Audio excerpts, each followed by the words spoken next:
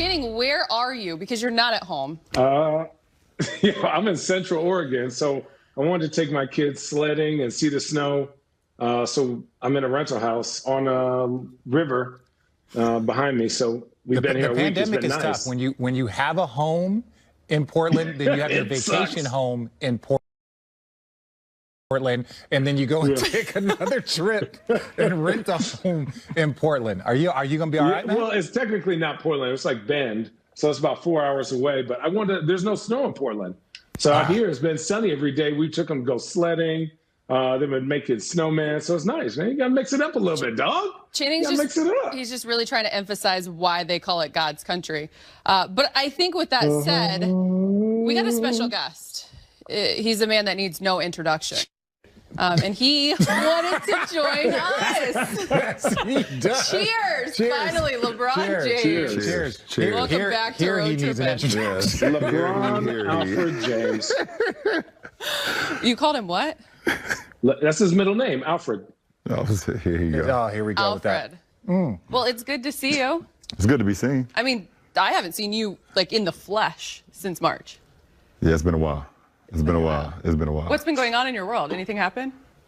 No, it's been pretty quiet in my world, to be honest. It's been pretty quiet.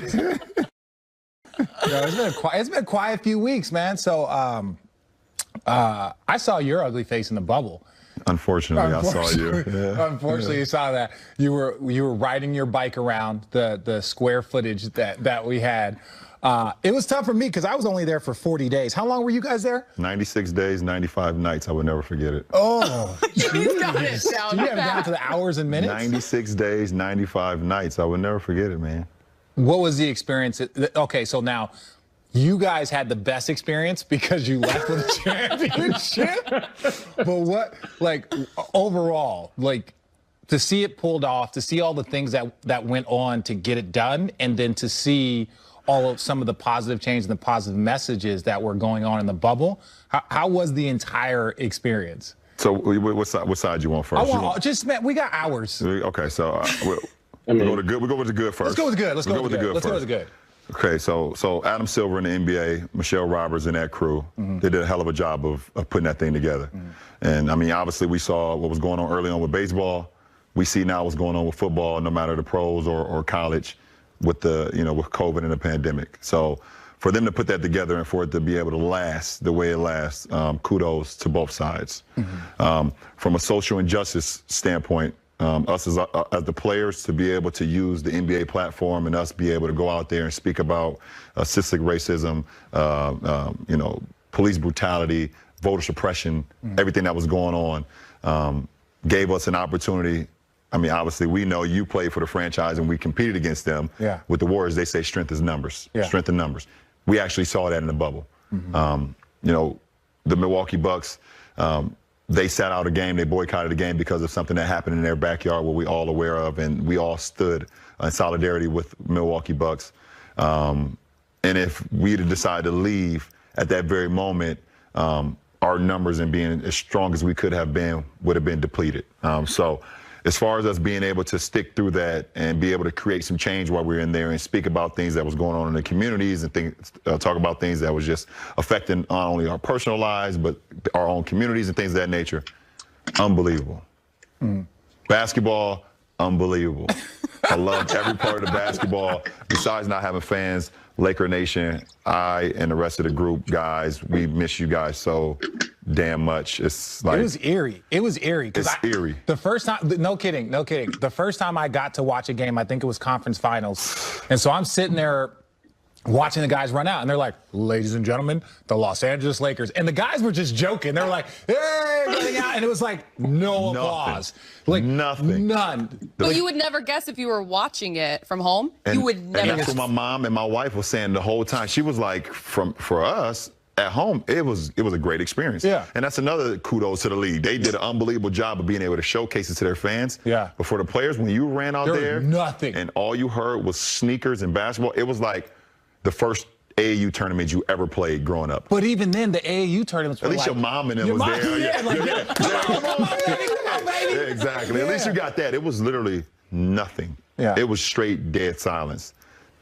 Okay, so let me ask you this then, from that standpoint, because we even talked, we had a moment where there were moments you would like look up at the crowd mid-game, emotional, and act as if they were there, right? So you were huge, the one of the biggest leaders in making sure that bubble, the restart, happened. Yeah. So when you experience all of that for the first time, were you disappointed? Were you mad? Were you like, oh my God, this is what it's going to be about? Like, how were you able to process all that? Well, I mean, it's almost the same feeling as when you first time you go to a haunted house. You get excited with your friends are telling you how great it is, and you get juiced up. You really don't realize how scary that shit is until you get inside of that haunted house. Yeah. And that's what I compare to the bubble. We were all excited to get back. We were excited to be playing basketball again. I mean, we stopped playing in March, so we were all excited. But you don't really know what you're getting yourself into until you get inside the bubble and they tell you, that right there, you cannot go outside that gate.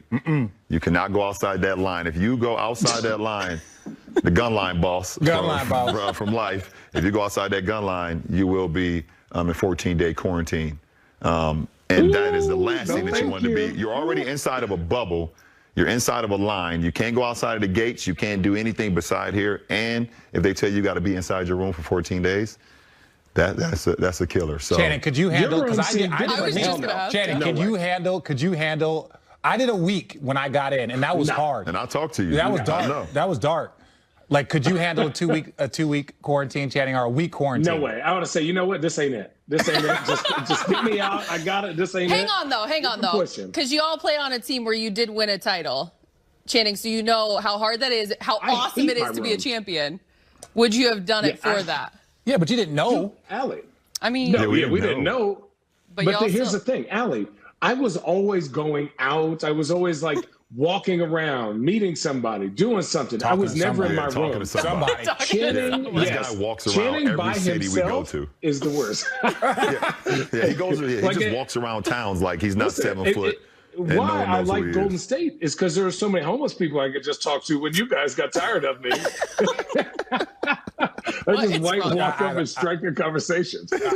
Channing would have fit. But real quick, I want one thing, because when I got there, again, it was so weird getting there towards the latter phase. And so, like, you're talking to, I was just with the crew, ESPN staff, TNT staff, and it was weird because we normally don't get to hang out. Like Allie LaForce, I met her, and Rebecca Harlow. These are people we're never at the same arena at the same time, because they're normally TNT, we're ESPN. So you get a chance to like talk to different people and have conversations with them. But they said like that 48 hours when the Milwaukee Bucks decided to walk off, no one knew if there was ever going to be games like for the rest of this bubble, if it was going to be canceled. They said that the whole, pun intended, that the whole bubble deflated. There were people walking around like, yo, we've been spending, months here prepping for this, and all of a sudden this thing might be completely over. What was that 48 hours like for when you found out them, then as a leader, what the Lakers were going to do? Just take us through that 48 hours. I'll give you the whole story and just break it up a little bit.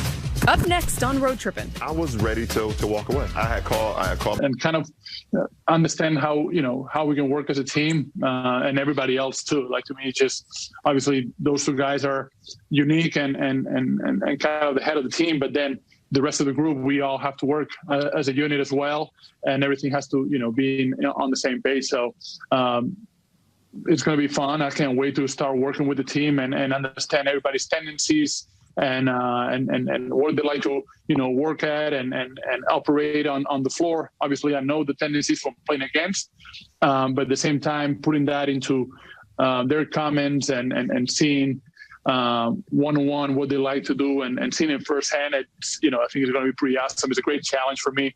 I look forward to it. Montrezl Harrell was like that slap in the face that, hey, free agency has started. Yeah. And it kind of shocked everyone. Yeah. Do you think it's a good fit?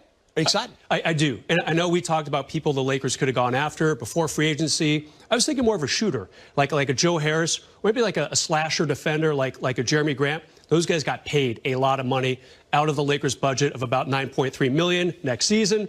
So Montrezl Harrell, great fit. I mean, this guy's motor is an 11. This guy just always shows up every single night. It's going to be huge when and if guys like LeBron and AD say, you know what, We had a grinding season, the longest ever in NBA history. We're going to take this game off. Enter Montrez. He will pick up the energy right away. And when you lose Dwight and JaVale, you need a guy like this to kind of hold the fort down at the 5. 6th man of the year, averaging 18.6 points per game. And Brez, I'm going to say this before Bill can. Okay. They got a Schroeder, not a shooter. That's a Bill Oram one right there. Bill loves it. Bill, Montrezl Harrell, excited? I've never been prouder. I know. Oh my goodness. He's tearing up a little bit. I just want to sit back and let you riff now. It's a big deal. No, I think, the Montrezl Harrell signing, he's a great fit on any team, I think, for all the reasons that Brez laid out. And the Lakers obviously had a completely different philosophy with their front line a year ago when they were huge. They were supersized with JaVale and Dwight Howard, and they had some of the best rim protection in the league. But you get to the playoffs, and they weren't really able to play both those guys in really any of their series, with the exception of the first round against Portland.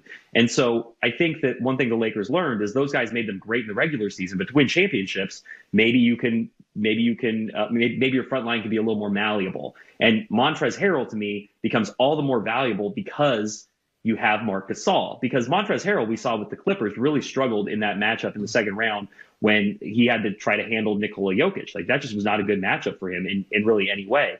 Marc Gasol can handle that matchup if you find yourself in another playoff series against Nikola Jokic. And I think that makes Harrell that much more valuable because that doesn't need to be his job. I love him as an energy guy, as a passionate player. I mean, he kind of brings some of the edge that the Lakers had in Rajon Rondo, but he brings it every single night, and he's 10 years younger. Yeah, and Brez, Bill just alluded to it. Listen, with Marc Gasol, I mean, this is a different style of basketball. There's no more rim running, 3 7-footers, a lot of lobs to JaVale and Dwight.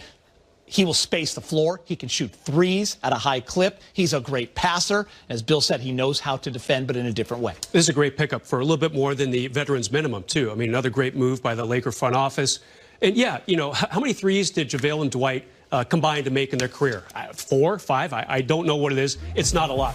Marc Gasol will have that money in 1 week for the Lakers this upcoming season. I mean, this guy really does space the floor. And there's one thing to nitpick the Lakers on this past season, it would have been their three-point shooting. All right, they finished 12th out of 16 playoff teams. It's hard to nitpick a team that does go 16-5 in the playoffs, but this guy definitely helps extend the floor a little bit since they didn't really get that Joe Harris type in free agency. 14 total, according to my statistician, Dave Ramazano. 14 total threes between.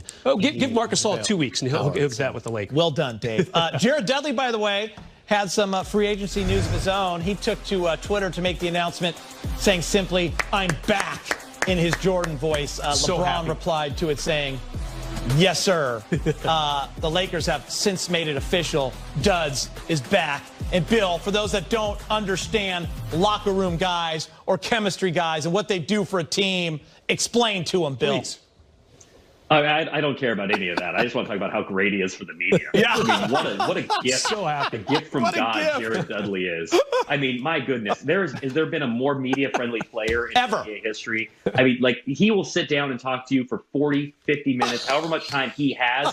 He will give it to you, and he'll answer any question. Last year, I sat with him in the lobby of the Nines Hotel in Portland, and I told him I was going to ask him any question, and the only condition was that he had to answer it. And he agreed. He did it. It was great. The most enjoyable one was I asked him who his least favorite teammate ever was. No way. And he answered it. How many guys in the NBA are actually going to answer Can you tell us? Oh, absolutely. It was LeBron. I'm kidding. Geeter, you're going to love this answer. You're going to love this answer because it was one of his Clippers teammates. It was Blake Griffin.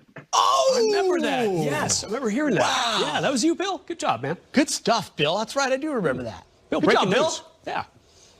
Yeah, I mean, you can't be any more excited to have Jared Bill's Dudley a great back. writer. He's a good writer. Gets good scoops, good in-depth stories. Go out and read them right now. Yeah, I mean, you just can't get more excitable as a media member than having Jared Dudley coming back.